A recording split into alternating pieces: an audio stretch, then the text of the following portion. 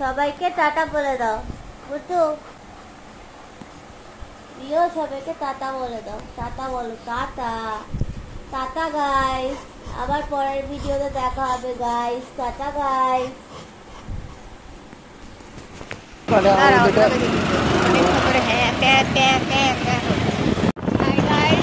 আমরা আজকের মতন আবার বেরিয়ে গেছি, তখন বেরোনোর সময় কোনো ব্লগ করিনি, এখন করছি। এখন অলমোস্ট আমরা অফিসের কাছে পৌঁছে গেছি, এখন আমরা 2.5 নম্বরের ভেতরে আছি এয়ারপোর্টে।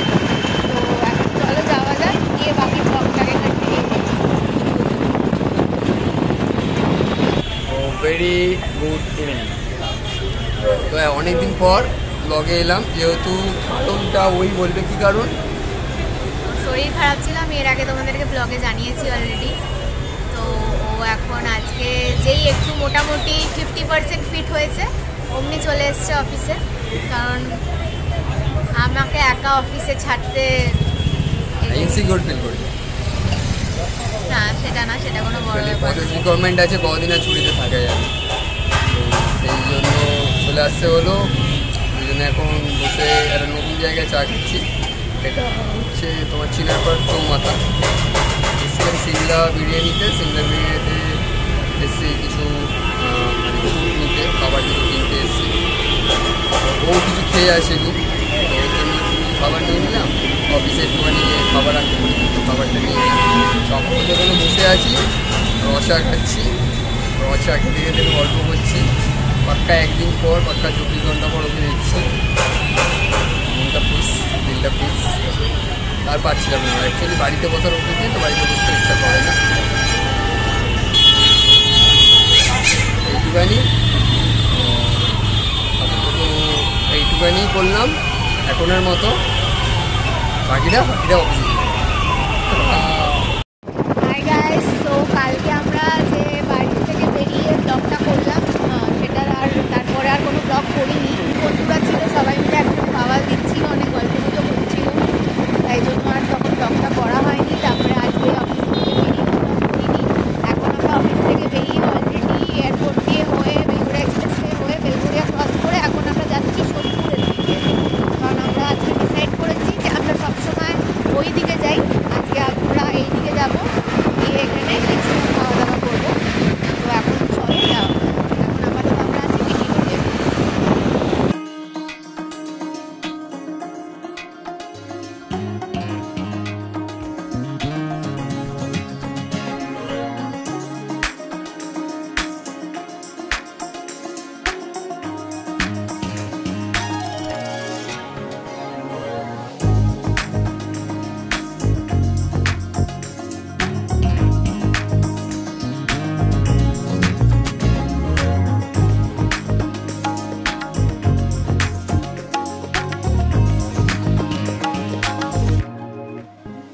High, good morning Kolkata, good morning everyone.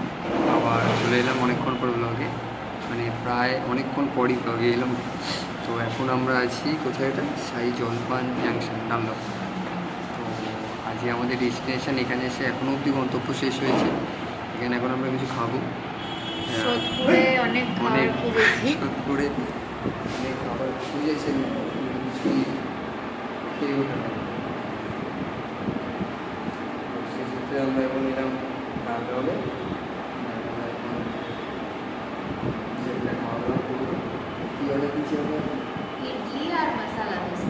Idli একটা ইচ্ছা ছিল ছোলা ভাটুরে খাবো, বাট ছোলা ভাটুরেটা নেই একটার পর, আর পাওয়াভাজি হয়েছে একটার পর। কোনো একদিন একটার পর এসে পাওয়াভাজি বা ছোলা ভাটুর কোনো একটা ট্রাই করার ইচ্ছা আছে। পাওয়াভাজি আমি খেয়েছি পাঁচটিতে, বাট সেরকম একটা খুব পছন্দ হয়নি আমার। ছোলা ভাটুরে ট্রাই করি, দেখা যাক কত খাবারটা আসুক, তারপরে ব্লগটা কন্টিনিউ করছি। তোমরা একটু গল্প করছি। সো এসে গেছে আমাদের ফার্স্ট ডিশ, এটা হচ্ছে ইডলি, 2 পিস ইডলি, আর এটা হচ্ছে নারকেলের চাটনি, এটা হচ্ছে সাম্বার ডাল, আর এটা হচ্ছে ওদের যেই ঝাল চাটনিটা হয় সেটা। আমি লাইফে কোনোদিনও ইডলি খাইনি, ট্রাইও করিনি, তো আজকে আমি ফার্স্ট টাইম ইডলি ট্রাই করব, কারণ অনুপ বলেছে আমাকে যে ওর ভালো লাগে ইডলি খেতে, তাই জন্য আমিও ট্রাই করে দেখতে চাই যে কেমন এক্স্যাক্টলি খেতে হয়। তো চলো দেখা যাক আজকে ফার্স্ট টাইম ট্রাই করে যে ইডলি কেমন হয়। So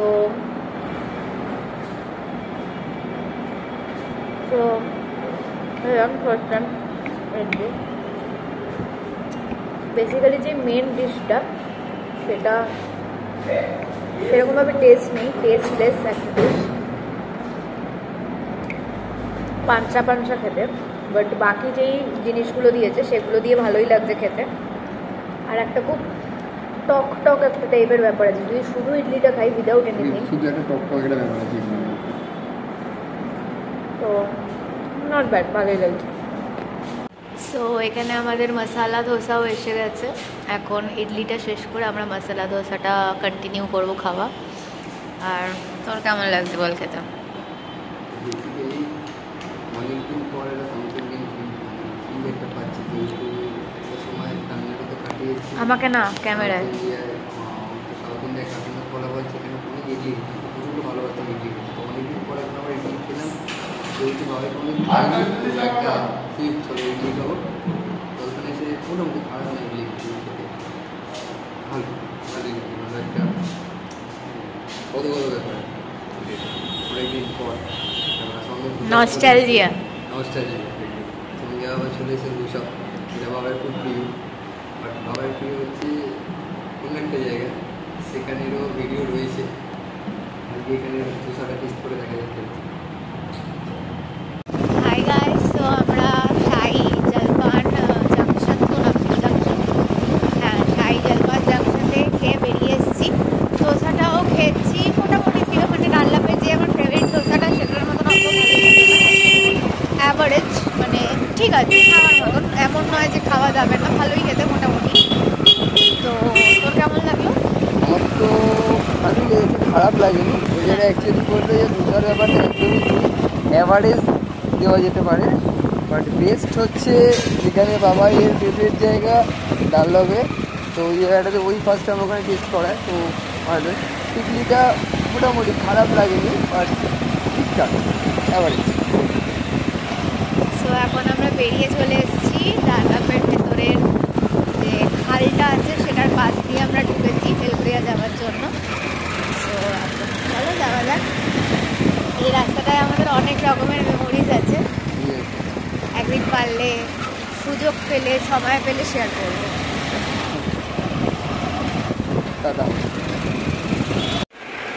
আলটিমেট যাত্রা শেষ,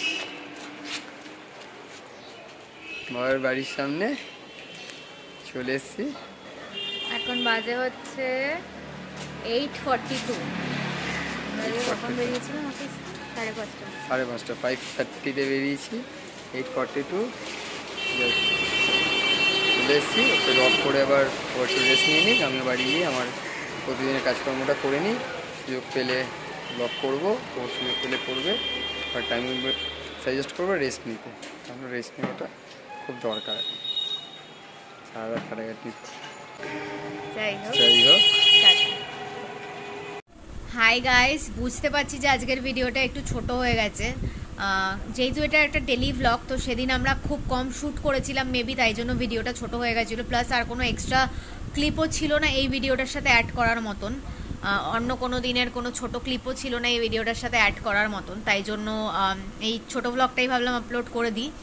তো anyway, I am ending the blog right now. যদি ভালো লেগে থাকে then please do like, comment, share and subscribe to our channel and don't forget to follow us on Instagram. আবার খুব জলদি একটা নতুন ভিডিওর সাথে দেখা হবে। Stay tuned for that. By.